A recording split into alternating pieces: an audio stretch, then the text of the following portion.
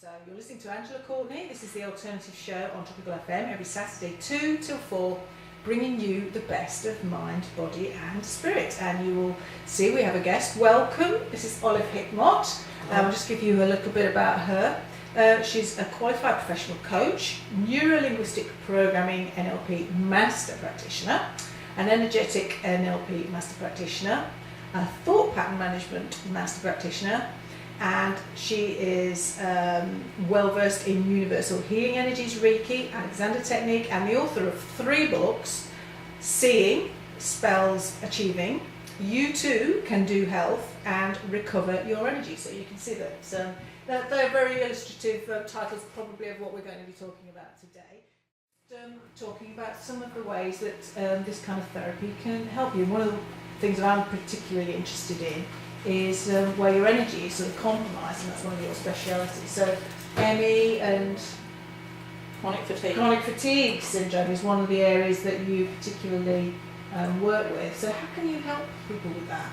Well, when I first trained in energetic NLP, I've been doing it for about a year or 18 months, and I suddenly thought one of the challenges that people most often have with lack of energy is ME and chronic fatigue, and they all know, the great thing is, they all know they've got no energy, and so you don't have to convince them. No, no, they're very well aware, yes. So all you've got to do is to start teaching them something about their own energy system that they haven't known before, right. And then you're empowering them to do things that they found impossible. And so I worked with a number of clients, and then I put all the information together into a story and produced one of the books. And it's a healing story. It's called Recover Your Energy, and it's written as a story because the easiest way to talk to your subconscious is through a story. And so it's written written as a story, and all these group of people come along to help this girl recover her energy, and in different aspects. So it's really funny because when you look at reviews of it, you might look on online reviews of it, you see people who absolutely love it or absolutely hate it. The people who absolutely, it's a Marmite book. Exactly. The people who absolutely hate it just haven't got it, right, and probably have never suffered from chronic fatigue. Right. The people who really get it, love it, who send in testimonials that says, "Wow, I don't understand what's just happened. I read your book and I've had this thing for years, and suddenly I've changed it. What on earth happened?" And the thing is that they've learnt about their own energy system. So is this like at a subconscious level they're learning it, or is it? Absolutely. It is. Oh, right. Yes, exactly. That's how you do with stories. Every story that you read, whether it's a child's story or anything else, it's the easiest way to go into your subconscious. There's 3 things I think about energy and chronic fatigue. One is that a lot of people are really aware that they pick up on other people's energy. So if they're talking to somebody who's miserable, they will get miserable as well. Yes. But they've no idea how to stop doing that. No. What happens is, it's a bit like Christmas tree lights. You blow, if somebody else is miserable and you pick up on that, some of your Christmas tree lights, your energy goes off. And it's like Christmas tree lights, if one goes off, then the whole row of them go off. Right. So by the time you finish, you've got an awful lack of energy. And also, if you said something to me, for example, that really upset me, I might blow some of my own fuses. Yeah. And so both ways round, people don't know how to deal with that. And the third thing is, a lot of people with fatigue are not very grounded. And by that I mean not very connected to the ground, not very stable, they're normally a bit wobbly. And it was interesting, if you remember William and Kate's wedding, the amount of commentators I heard say that Kate was really grounded and came from a really grounded family. Yes. So we've got a brilliant example of being grounded. Yes. Now, she's not faced by anything in that sense. Exactly. So she just lets it all go. Yes. She doesn't. It doesn't stick to her like Marmite. No, it doesn't. So when you're not grounded, why does it affect you more? Because you've got no way of letting go of that stuff easily. Right. And so those are three of the things that I teach people. And another way you can think of grounding is think about Johnny Wilkinson, for example, the rugby player, or somebody who kicks penalties on football, or Tom Daley when he's diving off the high board. The Olympics were brilliant because you saw all these people preparing to do their sport and they're all really grounded. Right. They're in their body, Right. they're totally focused, and so if you can achieve that with your energy system and let go of all the stuff you don't need.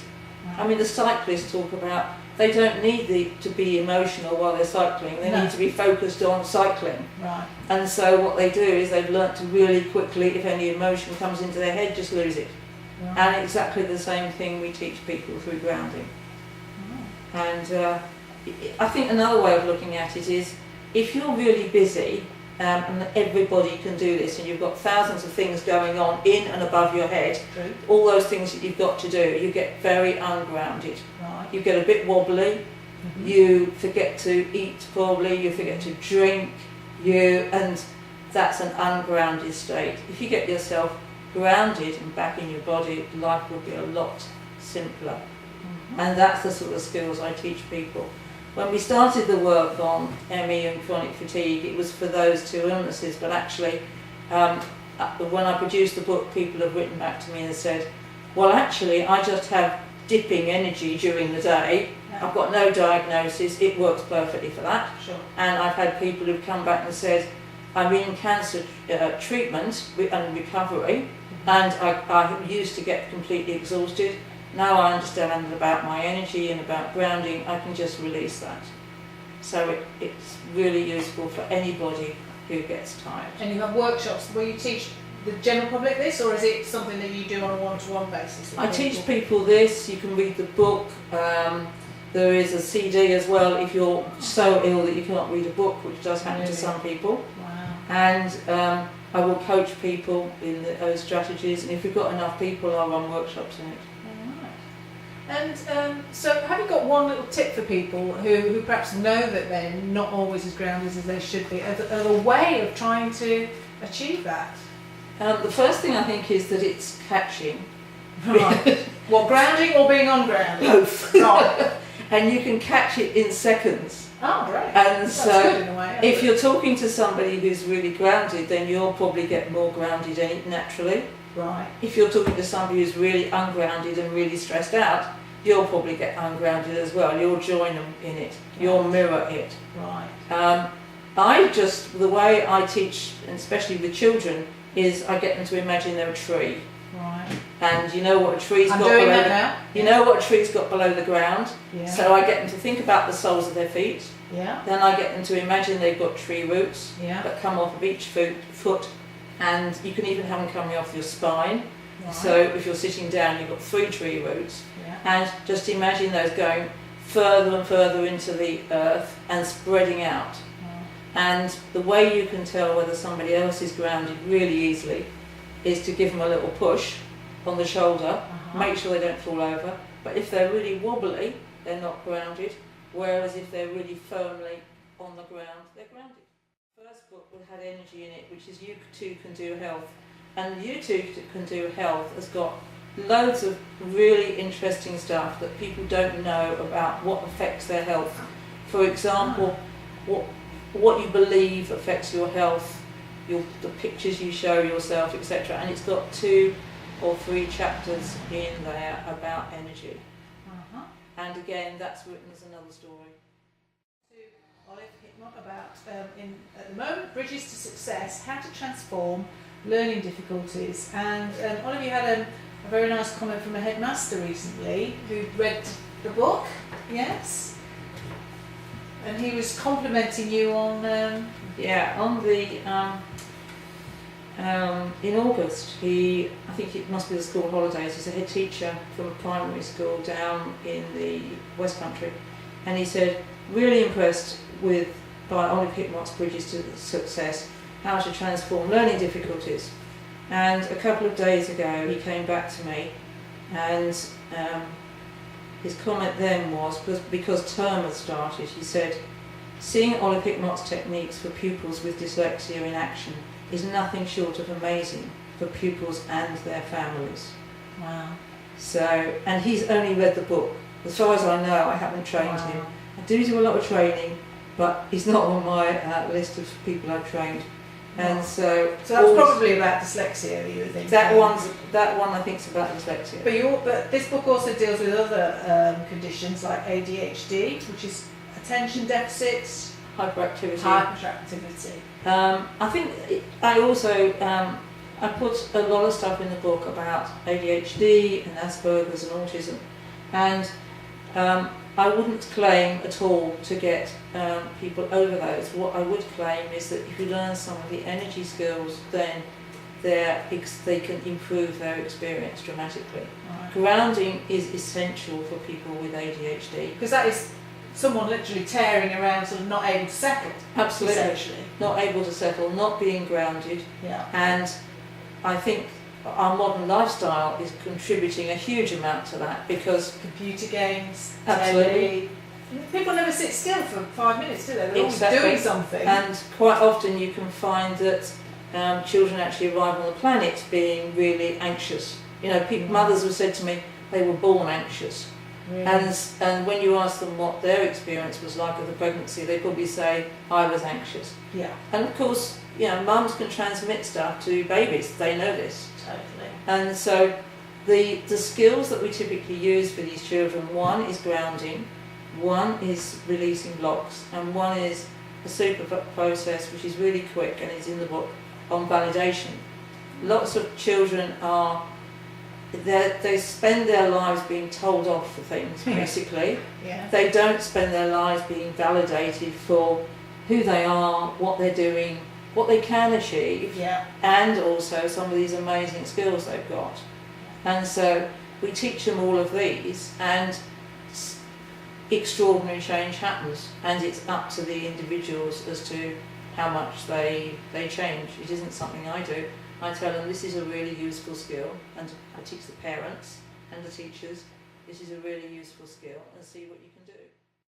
I have one primary school, for example, who got so excited about grounding that in their reception year they have trees on the back of all their little chairs. Oh, so them. Every time a child goes and sits down, they think of the tree. Wow, because they can see it. And peace reigns. Wow, really? Yeah. Because it's a very big difference, hasn't it? Absolutely. Fantastic. So I teach people stuff and I never know what they're going to do with them. That wasn't my idea, that was theirs. But that is brilliant, isn't it? Yeah. And I imagine that children are very receptive. I mean, particularly an offer for everyone who's listening today. I'm excited. I'm going to get one. I'm emailing you as we speak, but carry on. Just let everyone know what your offer is for them. One of my books is called You Too Can Do Health, and again it's written as a story, and so you can just read it, you don't need any technical experience or anything like that. And it's got 2 chapters in that were gifts from Art Geyser, and the rest of it we wrote. And it covers really, really useful topics about your health. The offer I'd like to make is that I have a box of these books that I would like to give to people who mail me, and I think there is 25 in the box. So the first 25 people who mail me, I will mail them back a totally free copy of You Too Can Do Health. Wow, that's brilliant.